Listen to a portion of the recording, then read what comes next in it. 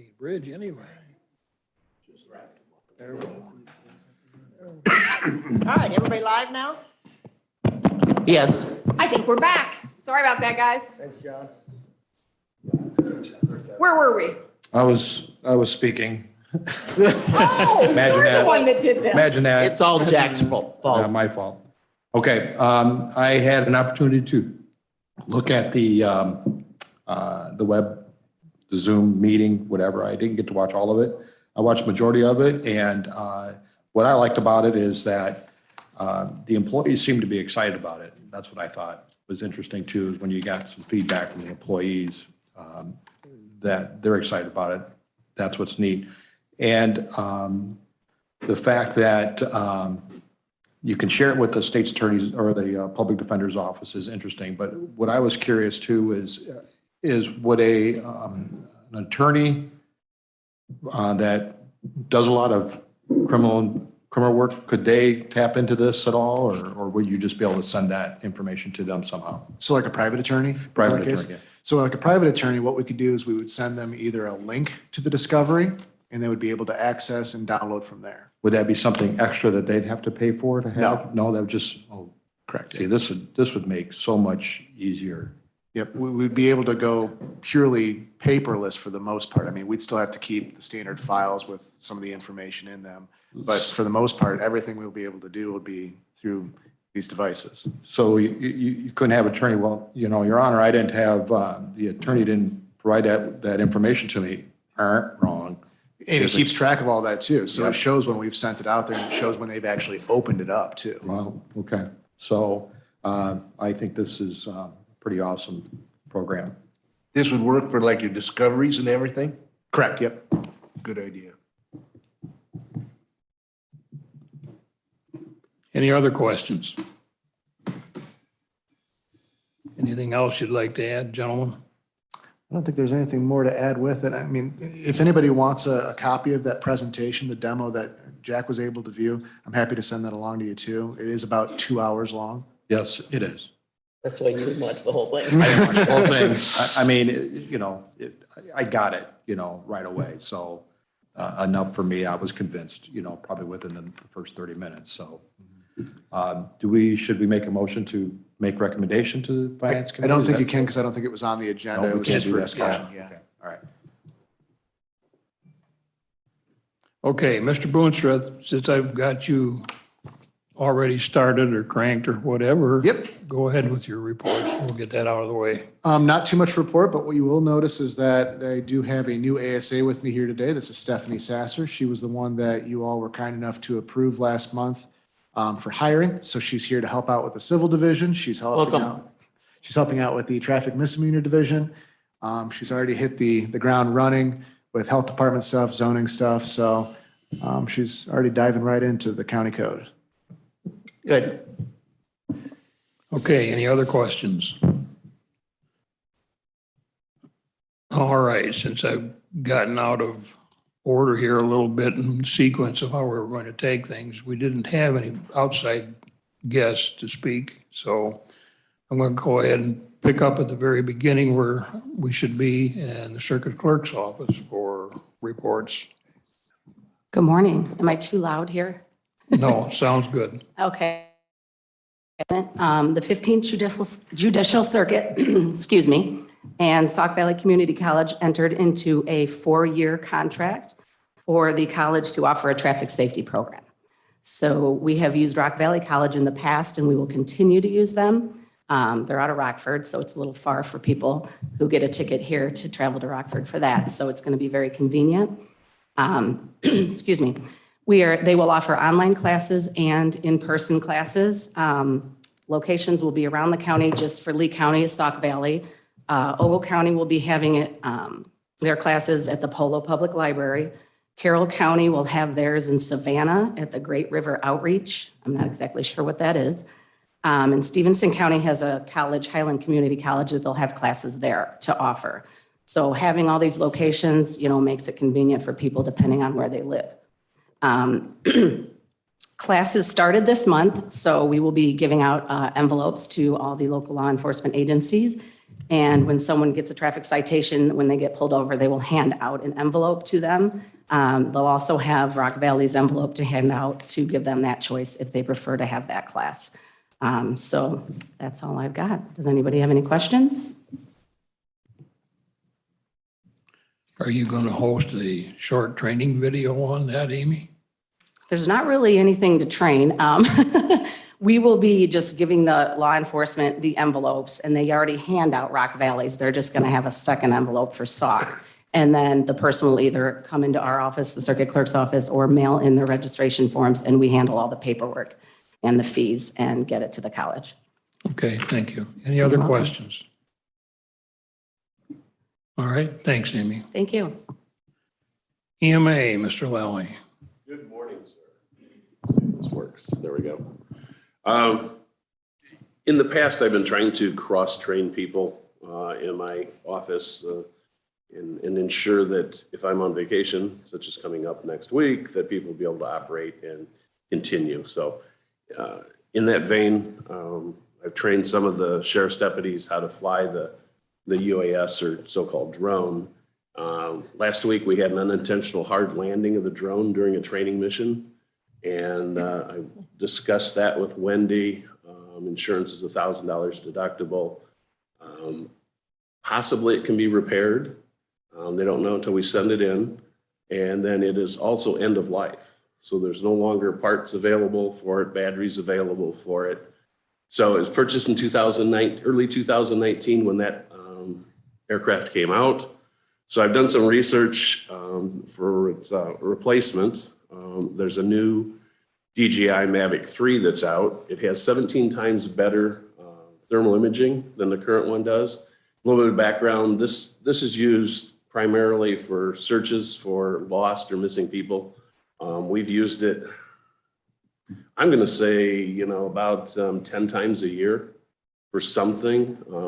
We've used it to locate or try to locate cars in fields that have been stolen and they ping the car. It just saves a lot of time. It's a lot quicker. But the current drone, the flight time is about 17 to 20 minutes. The new drone, the Mavic 3, flight time is about 40 minutes, so it gives us a lot more flight time. That kit would run about $11,000 to replace it. Now that UAS or drone cannot fly in rainy weather, just like our drone cannot fly in rainy weather. If we go searching for a 3-year-old and it's raining this afternoon, I'm going to fly an $11,000 drone in the rain to find a missing 3-year-old. It just is what it is. I mean, everybody, 3-year-old hits your heart really hard. So with that said, then there's another version of the drone, a Matrice 30. It has about a 46-minute flight time. It has a 1-mile zoom, which would really, I think, assist law enforcement. If they were looking off in the distance, you wouldn't even know it was there. They could zoom in on a license plate approximately a mile away and still have good readability on that license plate. It is IP55. It will fly in the rain, and it can fly in the rain. It can handle all kinds of adverse weather conditions from -4 degrees to over 122 degrees. And again, that kit, we're talking about $21,000 for that drone. So I did not get it on the agenda. You can't vote on it or make any decisions, but I'll be taking it, to everybody else and giving them awareness, and hopefully next month get it on the agenda for replacement of some type. I'd entertain any questions. Any questions for Mr. Lally? Was that $1,000 deductible? Could that go towards the purchase of a new one, or was that just for the repair? No, I think anything over, Wendy, anything over 1,000, they'll pay us back. So Oh, I don't for the think they'll- repair, for the repair part. for the repair, yeah. Okay. So I think you had Would- mentioned, I'm sorry, go ahead, Merle. Would it be a situation that if the existing one is repairable, that we would still want to purchase the new one since it has much more capabilities and have 2 available? I would like that, but I didn't know budget-wise, Marilyn, how that would work out. But yes, it would be nice to use the older one as a training, or 2. Sometimes we call in 2 or 3 drones at the same time to search for somebody because it just saves time. So yeah, I like that plan. I didn't give that much thought, but I agree with it. That is good to have one for a backup, a training unit versus one that's a little bit more elaborate and can do more. Makes sense to me. So what, Kevin, I think, Mr. Hudson, question? I was gonna ask Kevin, basically same operation, isn't it? Absolutely. It's the same manufacturer. I've purchased this last drone through a company from South Carolina. It's law enforcement owned. Everybody in the company is a deputy or a police officer. This guy, if we have a problem at 3:00 in the morning, I have his direct cell phone and he'll answer any questions we have. So that's over and above what you would get from a box store. So. Thanks. I think you had mentioned a couple of other options that the newer model would have also. Heat sensor. We have thermal imaging, either the Mavic 3 or the Matrice 30. Both have better thermal imaging than we do now. Naturally, everything newer is better than it was in the past with technology. So it continues to grow. So it does have better thermal imaging. The Matrice, the benefit of that is it will fly in inclement weather. And there's still, this is not the top model yet. I mean, we can still grow, but this would fit our needs. I had a question and lost it as fast as I thought about it. In the event of a serious disaster, are there other agencies around us that would possibly be flying drones at the same time? And We coordinate that with what's called an air boss and make sure somebody's in charge of all those drones. But yes, but again, sometimes it can take, depending who's available, an hour to 2 hours to 3 hours to get another drone here. how equipped as far as, I'm going to call them special services for the heat seeking or whatever, how many of the other agencies are at that capacity? I mean, can they do search critique above and beyond what we're capable by using the old unit that we have? So there are aircraft that have non-thermal on them and just have cameras on them. So we're at the top end of the list. We do have thermal, I guess. Ask your question again. I'm sorry, I got lost in that. Well, I didn't state it very well, but okay, take the thermal imaging. Amboy, Ogle County. Right. Do they have that capability also? Yes. Yeah. Amboy has the DJI Mavic 2, which is the one we have that had the hard landing. So they have an identical aircraft as we do. Ogle has a Matrice 300. Again, two steps up from what we have, runs about $35,000 or $40,000. Okay, thank you. Any other questions for Mr. Lally? Anything else you can think of, Kevin? No, would you like me to attend finance with this, or do you want to wait until next month to get it on the agenda? How do you want to proceed with this? My recommendation would be, when you go to finance, they like to talk numbers, so have some real specifics available, including what the insurance, outlook is. Yeah, I have 2 quotes, one on each one of the kits. So. That being said, Kevin, you're always welcome to attend finance. But if you recall, it was Jim Sheeline who specifically likes the idea of that board action request form so he can actually see, a written report that kind of summarizes everything. So my recommendation is before you formally present it, you just have all that together. Okay, thank you. Thanks, Kevin. Okay, Stacy, you're up. Last month, we were informed that our per diem for the detention of juveniles will be increasing from 135 to 195 per day. This is kind of an expected cost to be coming along. The juveniles that we're dealing with today are much different than the juveniles that we saw many years ago. They're coming in with significant mental health problems that need not only a diagnosis, but they also need to be medicated. So while they're in the detention facility, these services are being extended to them while they are there. Another thing with the detention of minors, we're seeing an increase in the number of juveniles that we are detaining. We've detained probably more juveniles this year than we have in the past many years. So these are two things that are kind of on my radar as we're continuing to go forward. Another thing that we're looking at on the juvenile side also is we have started using GPS services for our juveniles in the Lee County area. It's not out of the ordinary to typically have 2 to 4 juveniles on a GPS monitor at one time. So different things are being considered by the court as well, in addition to just detention, to kind of offset that cost. Another thing that's taken place in our office is we are in the midst of getting several of the officers trained on a domestic violence risk assessment tool. This tool will be utilized in the pretrial phase shortly after a person is arrested. It will assist the court in making a determination whether or not that person should be released from jail, specifically on these domestic violence situations.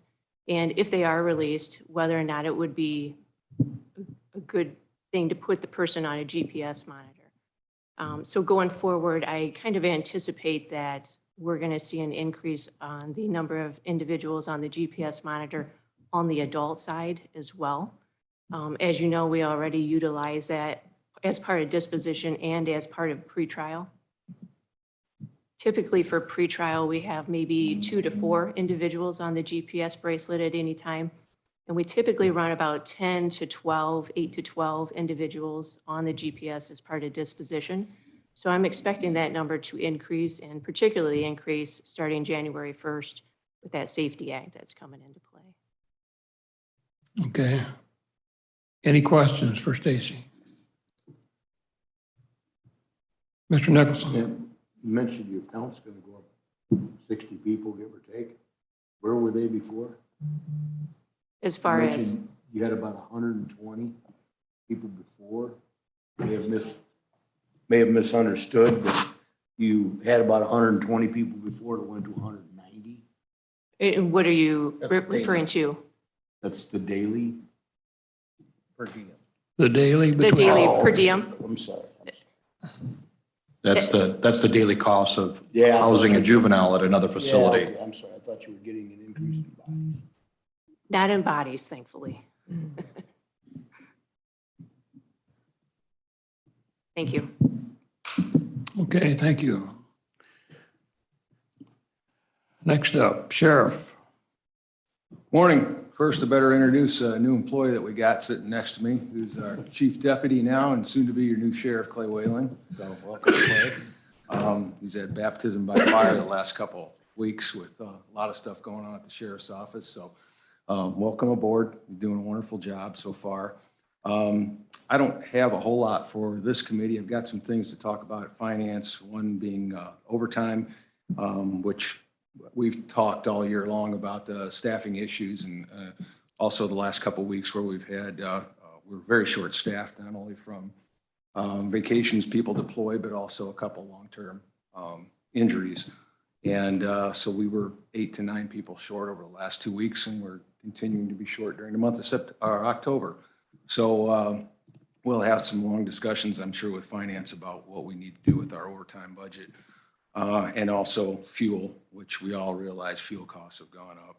I had one other item that I'm going to talk to finance about, but I want you to be aware of. It has to do with EMA, and there's a stipend that Kevin gets annually through the Northwest Illinois Preparedness and Response Coalition, NIPARC. He's been a member of NIPARC for how many years now? Since its inception. So he does a lot of work with a regional group from not only just discussions and training, but also deployments in the area and out of state. Kevin gets additional training through this group. They also fund different organizations for training its members and stakeholders in the area of burn surge, MCI, decontamination, healthcare emergency coordinator certification, all kinds of stuff. I got a list of things on this document, but he is provided a stipend of $6,000. What I'm going to propose to finance this year is that $3,000 of that go to Kevin for his salary. He put in a lot of work during COVID-19, a lot of work, a lot of hours that he didn't claim. And I think that would be a nice benefit since this is a stipend for him. And then the other $3,000 would go towards the normal equipment line item that may be able to even offset the discussion that we just had about the drone as well. So that'll be in consideration tomorrow during finance, but that'll be my proposal rather than put all $6,000 in the equipment line item. I can't tell you how many hours he put in over the last couple of years that he didn't get compensated for. So I thought this would be a nice opportunity to provide Kevin a stipend using this money. Excuse me, I agree with you on that. I don't know how many times I've received calls from Kevin and he's headed north, south, east, or west. He's, I guess, can be classified as a highly sought after individual when there's a major disaster within a county outside of us, regardless of what direction. So I agree with the sheriff's comment on that wholeheartedly. I would take it a little bit further than that, but I haven't quit bleeding from the last couple of issues we've had, so I'm going to hold off for a while, but I do agree with it. I think it's worthwhile and very well deserving and earned. Any questions for the sheriff? I have one last thing, Mike, in the Lee Center School that you may have on your agenda anyway. Just an update. There was a deadline of Friday after we met that week for him to start moving and try to get everything out of there. I know on the outside anyway, he has moved a lot of his equipment and vehicles that we saw the day we were doing the inspection. For this committee's information, the health department did post the building, so it's uninhabitable. We did have some lengthy discussions with the prospective owner, who is not necessarily the owner yet, but the one who won the bid, I guess we'll say for right now. And the building is in deplorable shape, and I think the two county board members that were there that day will agree with me. The fire department has some serious concerns that if anybody does try to inhabit that place and there's a fire or something that happens, right now he's got a standing order that they will not go in because of the safety issues inside that building. So that's a concern. I have the same types of concern if we're there for welfare checks and things of that nature.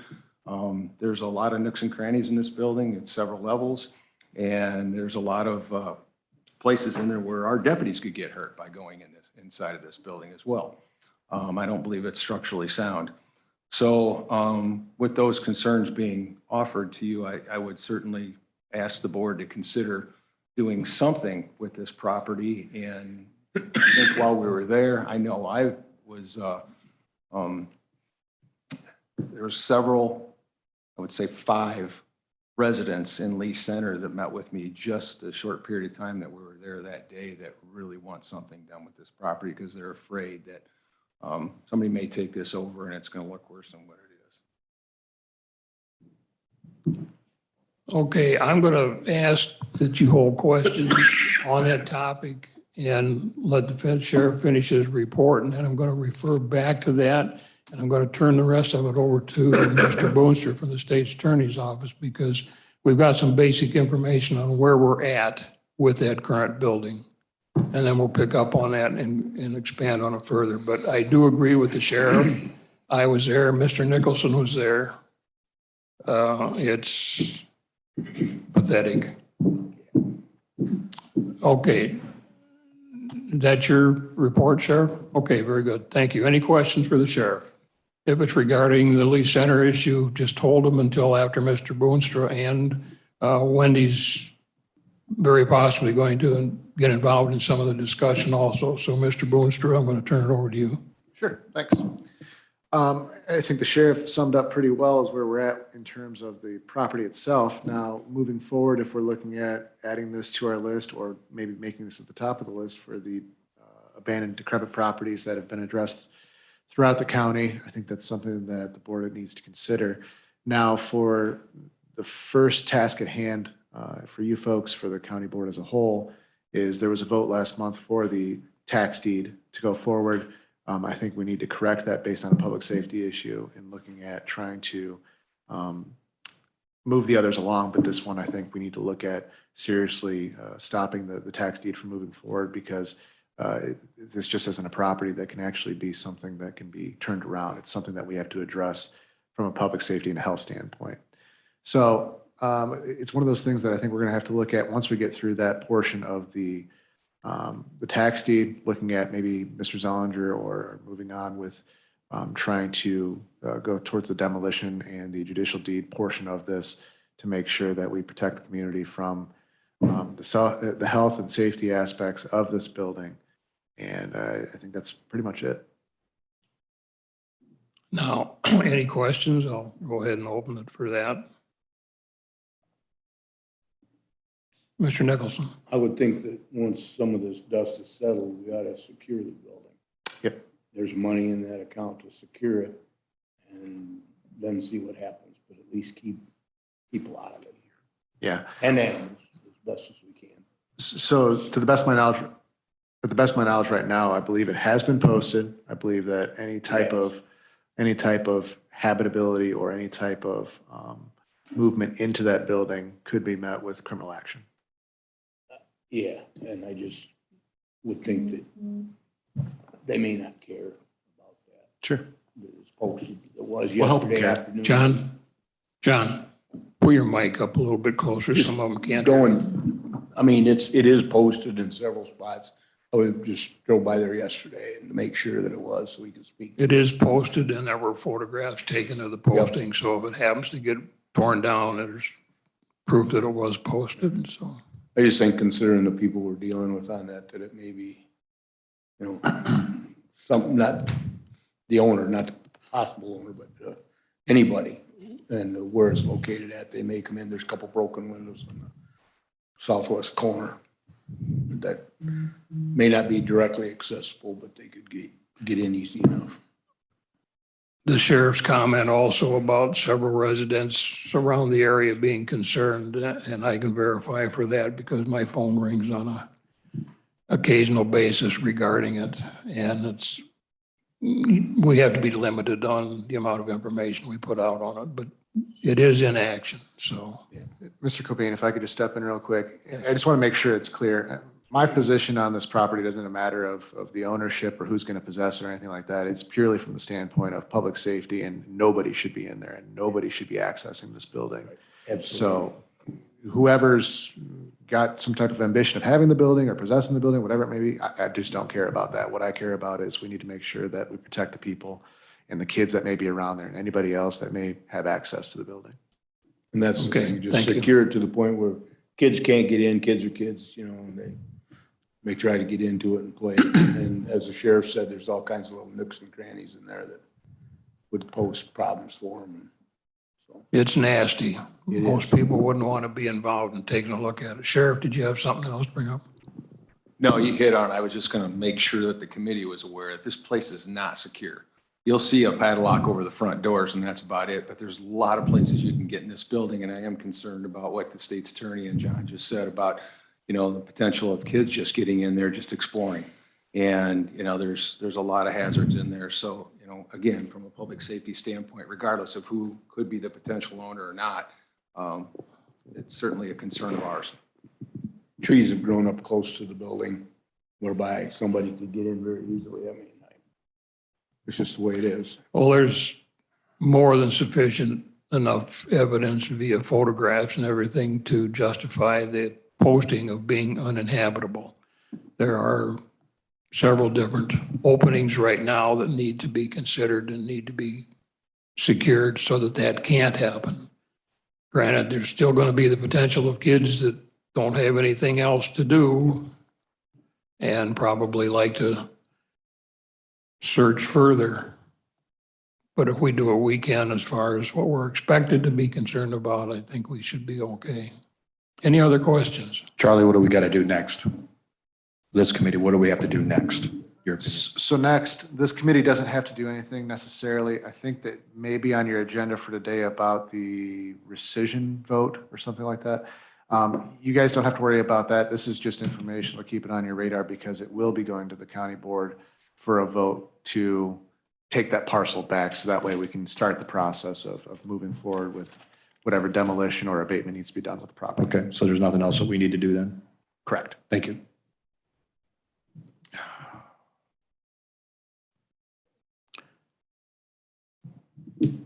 All right. Excuse me for having to get back into this. I let the computer go to sleep. Usually it would have been me. Okay, if there are no further questions for the sheriff,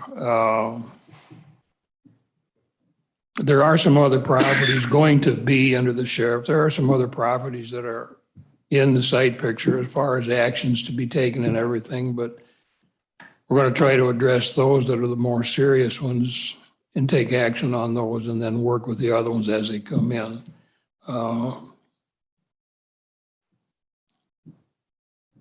Okay, Mr. Boonstra, the only thing we didn't comment on was a collection of unpaid fines. If you have the information, fine. If not, we can pick it up at the next meeting. I do. Just let me pull it up real quick here. All right, so as of, I just have the September numbers because obviously we still haven't collected everything from October, but for September, total amount received was $6,573.84. Becky, did you get that? Okay. Correct, that is the total received. Total received to date is $53,675.38. And that's, again, just for 2022, not total received through the period or the lifetime of collections.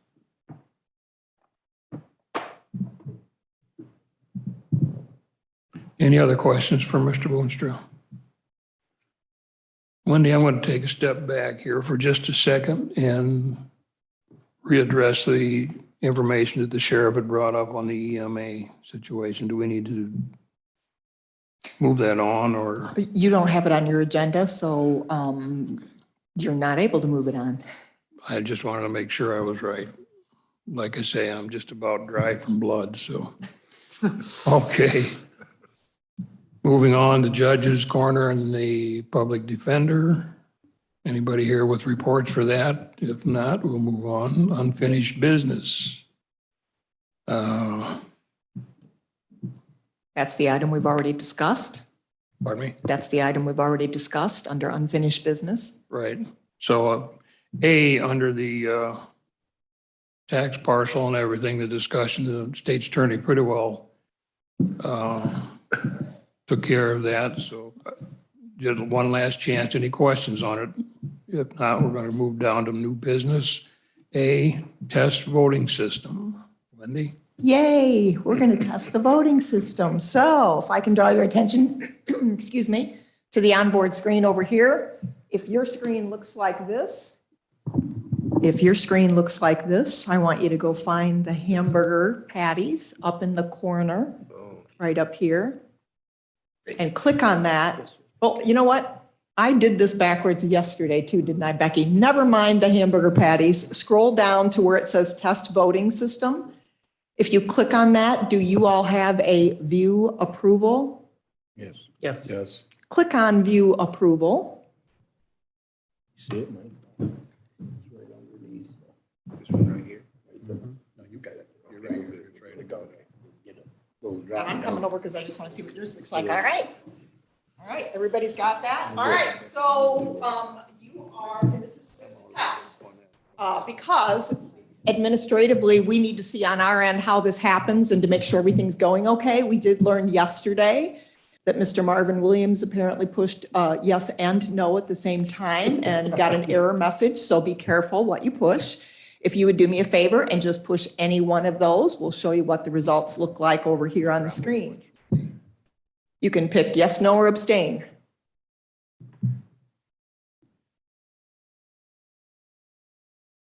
No abstain.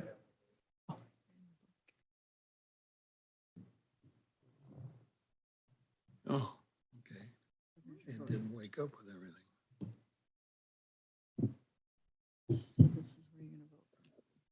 Anyone? Is everybody done? Just pick one. Okay.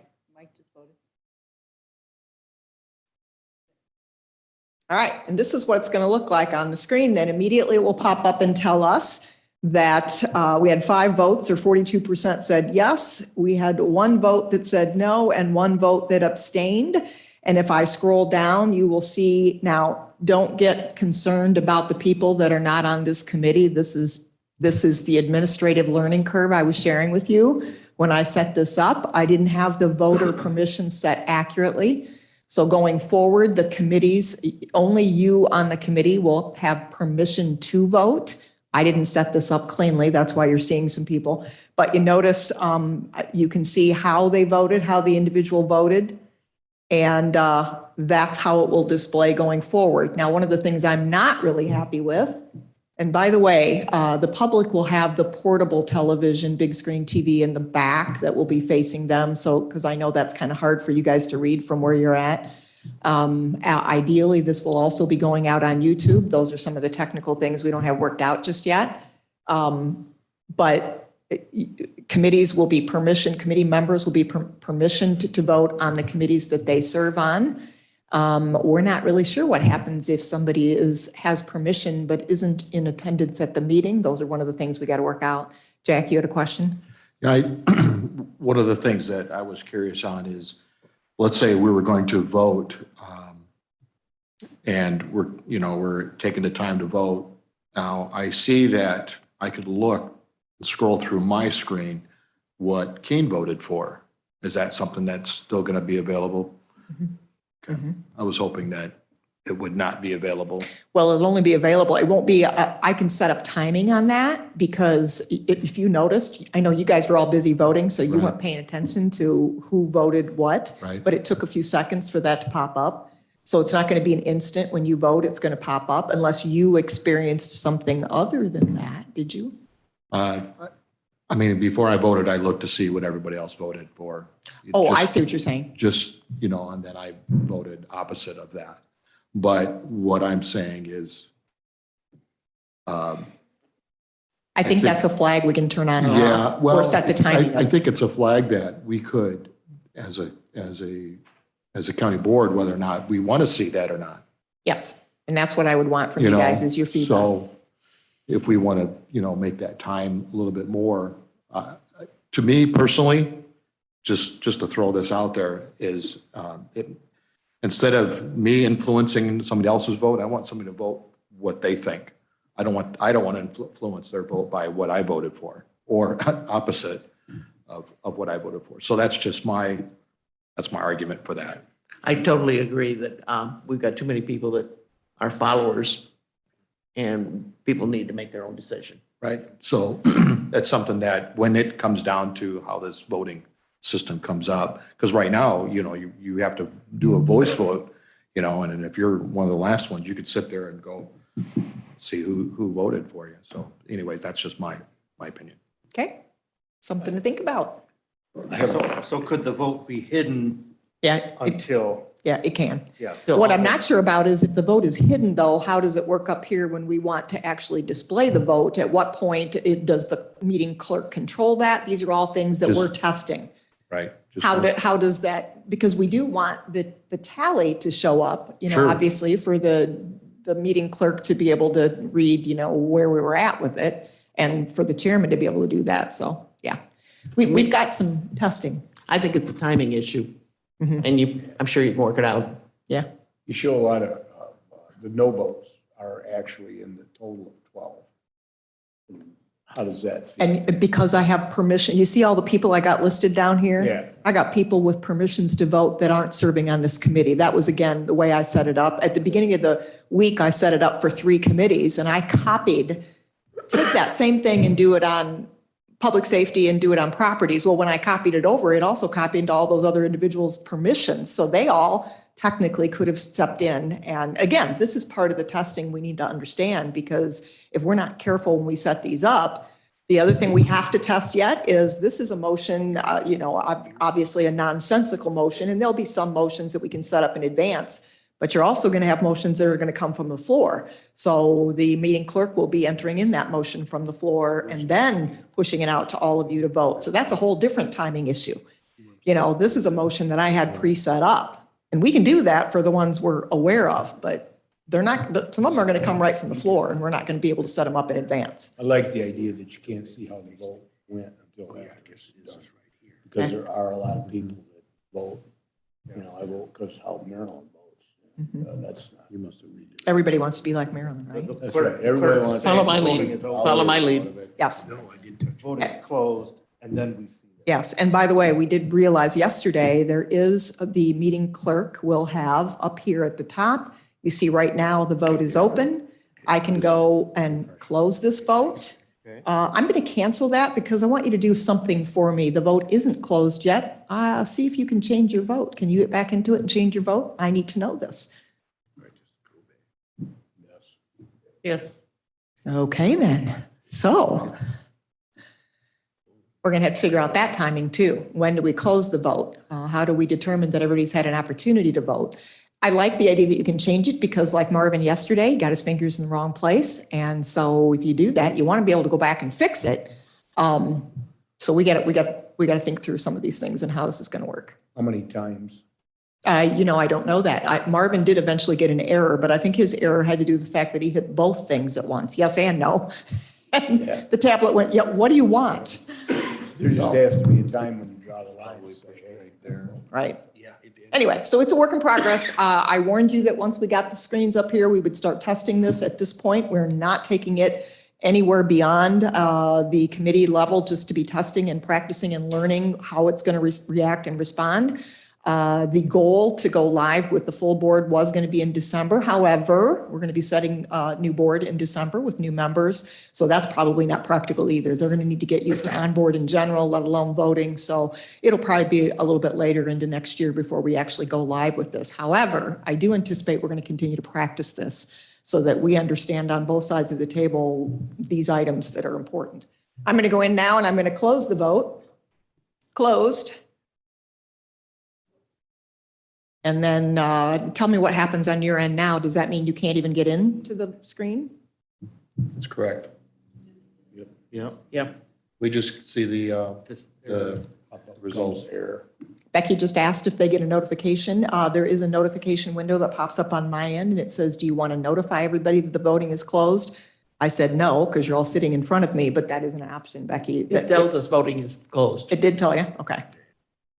Oh, when you try to select it, you mean it's saying, all right, well, good to know that we can tie off the vote at some point. We just got to think about how to give everybody an adequate enough time to vote and then be able to close it out and then announce results. And I also changed my vote twice. Initially, I voted yes. And then when we talked about changing, I voted no. It showed no. And then after a few minutes, I went back and abstained. So you can change it a couple times. I don't know if there's a limit on that or if it's dependent on the time. Becky just said she got notified that you were changing votes. I didn't see anything come up on my end. I would imagine until she closes it. Yeah, till it's closed. 29.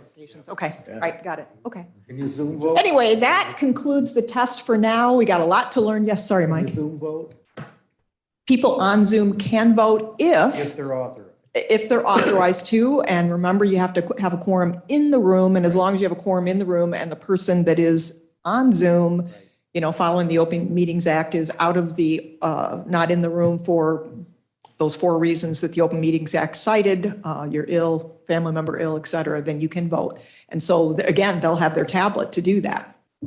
So, or they can be on a desktop. Like Charlie said, the software is on the cloud, so you can access it from anywhere. But it's also important that we know prior to the meeting that you're not going to be here because this is set up all prior to the meeting. So you're not going to be able to vote by Zoom if we don't know you're going to attend. Right. All the more important. Can't change it. Can you do that at the last minute? I don't Like know. if the I answer call to you that. at 5 o'clock, can you get me on the, Oh, the night prior? no, the day of? For board meeting For that board starts at meeting, 6. That all depends on whether or not I have my phone and where I'm at. So that's going to be an if. I mean, technology wise, yes. If you reach me and I'm sitting at my desk, I can modify that at 5 o'clock before a 6 o'clock meeting. For a lot of reasons, we don't want to be doing it that last minute, but sometimes things are out of your control. So, I mean, if you as a board member, something happened out of your control and we need to make adjustments, technology will allow us to do that. It's just a matter of catching us and making sure we get it done. So So maybe you need a deadline for changes to be, to be notified? I think we might. That'll be something that we'll be testing as we go forward. If people aren't letting us know in a timely enough manner, then we're going to have to put a hard and fast deadline on it and put it in the board rules. Right now, the board rules does not have a deadline. It just says you shall notify. the chair of the committee or the chair of the board in the case of the full board meeting, so. So they can attend by Zoom, but they can't vote unless you guys authorize Right, to vote. right, right. And we're going to authorize you to vote if we assume you're coming, if you're telling us, Right. yeah. Wonderful. All right. There's lots more to follow. I'm sure this is all a learning curve for everybody. So I appreciate, Mike, your latitude to letting us test this out and see how things operate. We've done it 3 times this week so far. We've learned something new every time. We'll keep doing that. Thank you, Wendy. Okay, we're down to the last now. Any questions or comments about the meeting? Any other questions that you may have popped in your mind? Sheriff number 2, any comments?